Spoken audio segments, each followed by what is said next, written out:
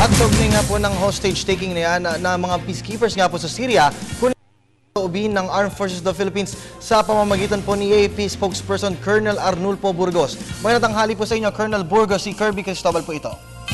Kirby, magandang tanghali sa iyo at isang bayanihang tanghali rin sa ating mga kababayan. Isang bayan ng tanghali rin po sa inyo. Sir, bilang paglilinaw lang po, ilang katao po ang pinag-uusapan nating nakadeploy dyan po sa bansang Syria, kaugnay nga po ng peacekeeping na ipinapatupad nila, at ano-ano po yung mga ranggo ng mga ito?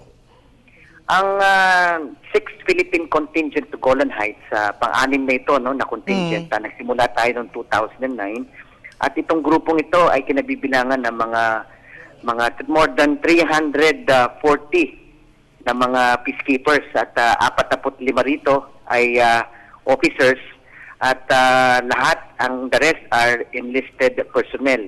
At meron din dyan mga female officers tayo at saka mga enlisted women. At ang trabaho ng ating Philippine Contingent to Golan Heights ay to perform yung UN peacekeeping operations.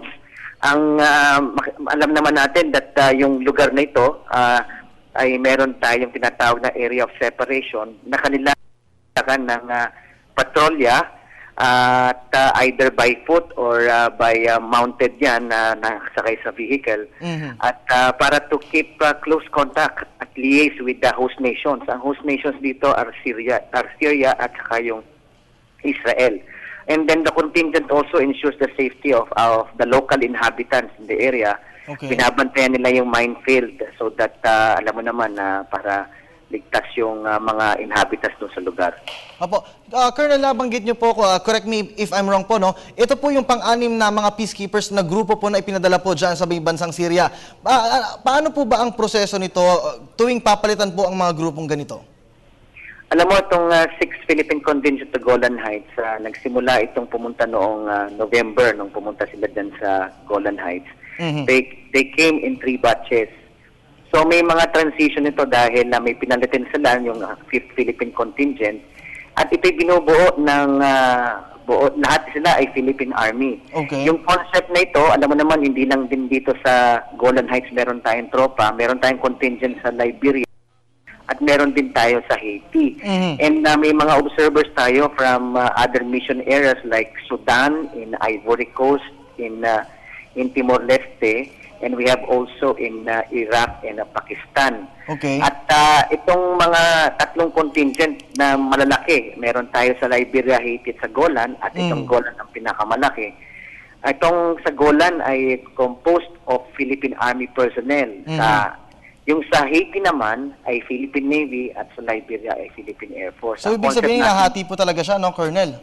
Oo, at ang magandang mixture nila dahil kumbaga very homogeneous at the same time yung unit cohesion nila ay matagal na nung nasa Pilipinas pa lang sila. So they will have to undergo yung pre-deployment training. Yung mga pre-deployment training na yan, ito yung mga similar na tatrabahuhin nila when they are already deployed dun sa mission area. Opo. Colonel, isang bagay pa po, no? Nasabi po natin na lagi po tayo nagpapadala ng grupo po dyan para maging peacekeepers nga po dyan sa mga lugar sa Haiti o saka po sa Syria. Pero ito po ba yung unang pagkakataon na nagkaroon po ng ganito sa mga buhay po ng ating mga kababayan? Although, alam mo, Kirby, sa ganitong klaseng insidente, first time ito. Ngunit doon sa mga ibang lugar, like doon sa Haiti, nung Lumindol, meron tayong napinsala, meron tayong fatalities na peacekeeper. At dun sa mga ibang lugar, meron diyan na nasabugan, meron diyan na aksidente. But itong pagkakataong itong 21, this is a first time ito na experience natin. At ngayon we're hoping na although we have high hopes talaga that they will be safely released anytime soon. Opo, Colonel, isang bagay pa po, no? Nasabi niyo po sa mga interviews po at maging sa report po namin na ligtas po at hindi naman po mapapaano itong mga prisoners po o yung mga kababayan po natin na miyembro po ng AFP dyan sa may bahagi yun. Pero ano po ang initial efforts po na ginagawa po ng ating pamunuan para po maibalik agad sa bansa natin ito pong mga peacekeepers na ito? Alam mo, yung Armed Forces of the Philippines are closely monitoring the developments and we are closely also in touch with our UNDOF personnel, yung UN Disengagement Observer Force na nakabase dyan sa Golan Heights. Meron kasi tayo mga staff officers dyan, ang ang pinakamataas ang rango dyan, yung si Colonel Sobehana na staff ng Peacekeeping Force Headquarters, na pangalawa yan sa pinakamataas. At nakikipag-ugnayan tayo sa kanila, nag-aantay tayo ng mga information na manggagaling sa kanila dahil meron tayong UN na may dinesignate tayong may na-designate ng UN negotiating team. Itong UN negotiating team, sila yung nakikipag-negotiate sa mga Syrian rebels.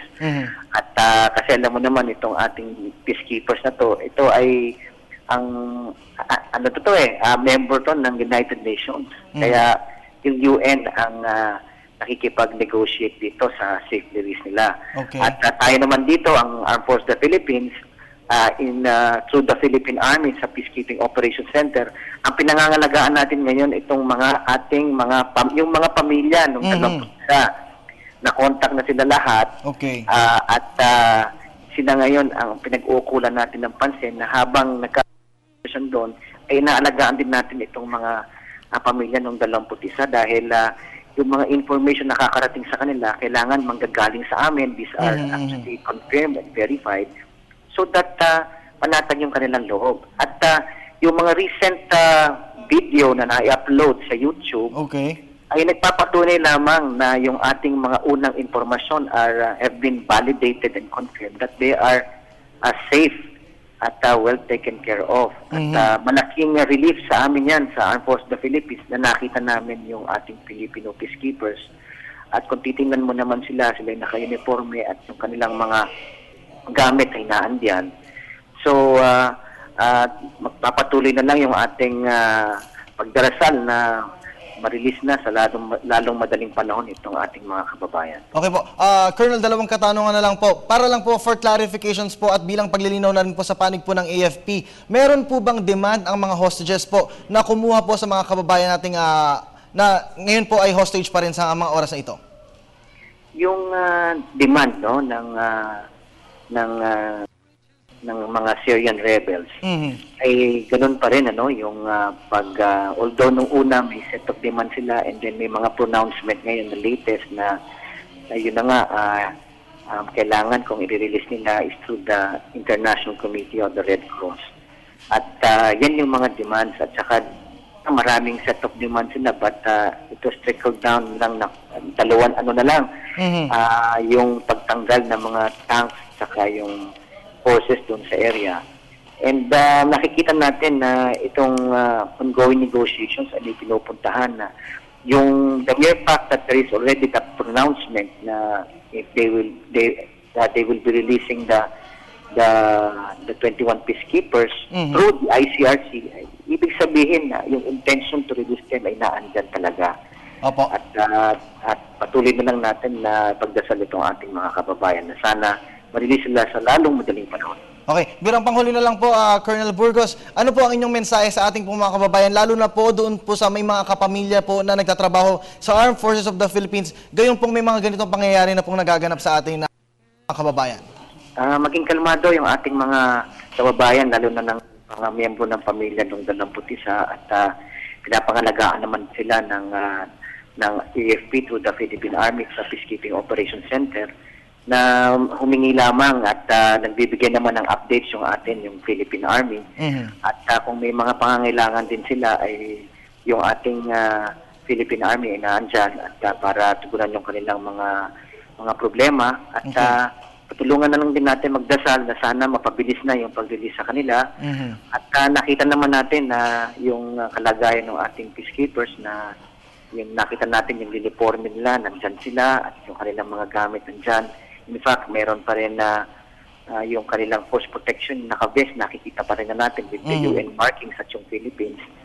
At tulungan na lang natin, hindi lang itong ipagdasal natin itong 21 peacekeepers, but all the other more than 600 na peacekeepers natin all over the globe.